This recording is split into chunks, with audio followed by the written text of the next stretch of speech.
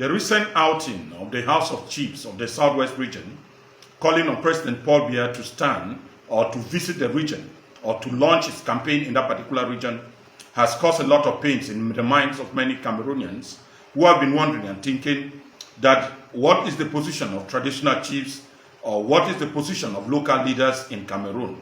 Many have been thinking that 42 or 43 years of President Paul Biya in power has never been anything short of than looking for positions or ways to stay in power. And this has been rendered worst with our traditional tools or tools being used as agents of political propaganda. In some weeks ago, chiefs gathered in Yaoundé and gave the same memorandum asking the President of the Republic to stand. Today, it is the turn of the Southwest region, which is coming equally months after the House of Chiefs of the Northwest region equally wrote a letter, or what they call a motion of support, that President Paul Biya should still stand again.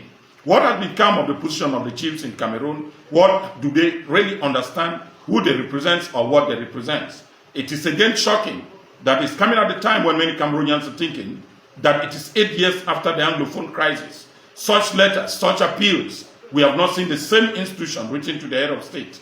Does it mean now that there is no distinction between the chiefs and the local leaders? There is no distinction between the chiefs and political parties or party politics. Today, it simply represents again that many traditional rulers in Cameroon have become members of partisan politics. Is there no way we can come out of this mess? Or somehow we think that political opinions are equally opinions of chiefs? A chief was meant to stay in his palace. That has indicated for so long and for now that many southern Cameroonians believe that the lone apolitical chief of Fondom in Cameroon is that of Fond of Bafut, who has decided to stay in his palace and never to displace for any political meeting. Can Cameroonians learn that those who called chief yesterday are no longer the chiefs we have today, and that many of what at any time that what they do is seeking for their own stomach or belly politics? It is going to be very difficult for us to distinguish between who is a chief and who is a member of a political party, because yes, some people will say it is their right to have political opinion. If that becomes the case, then there is a need for us to have another law that guides traditional chiefdoms in Cameroon or traditional rulers in Cameroon, or who becomes of such a political position, which means that we should equally know that chiefs should be called upon to make a choice. This is what we have seen of recent with the outing of President Ibrahim Traoré of Burkina Faso.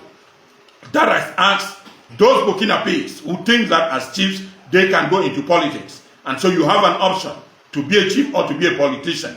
We must choose. And if you have chosen, then learn to stay in that lane. It is either you represent the people or you represent the political party.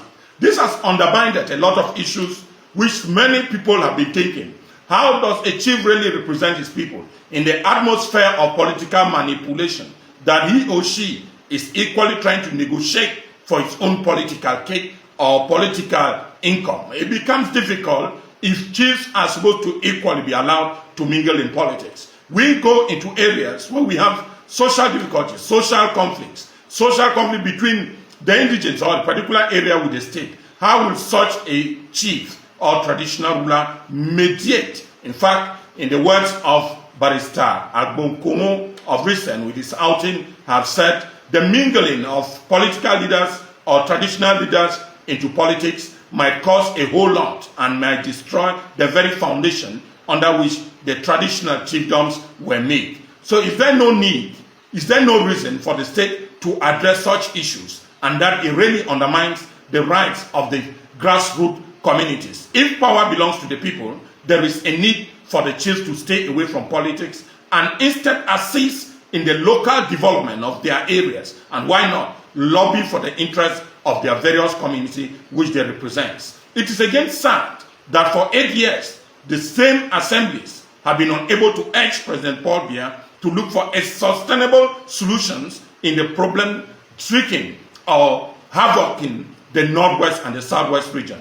Are we not Cameroonians? Are we not tired of seeing people killed or businesses interrupted?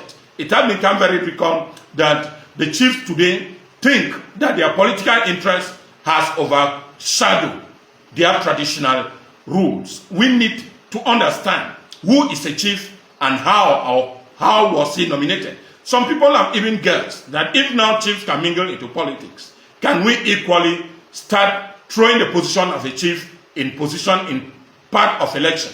That meaning to be a chief, you should be elected by your people, so that we know that the chief in itself was a political decision, and so he has the right equally to mingle in politics. But the right option will be that the chief should stay in the palace and allow politicians to do their politics. So if you are a politician, do politics. If you are a chief, you remain a chief. We are crying and thinking that it's again sad that in the very region which we have fighting for 8 years, sustainable solution will mean in a more modest order, the chief would have written a letter to ask President Paul Biya to step down. 43 years is too much of a period, and I believe the chiefs themselves know the truth, that the center of the New Deal can no longer rule Cameroon. And making propaganda of launching election in the Southwest, we don't know how much that will contribute. So all these actions are not actions of the people, but the private actions of the belly politics of the chiefs. Such chiefs are not only shameful, but a disgrace to the people they represent.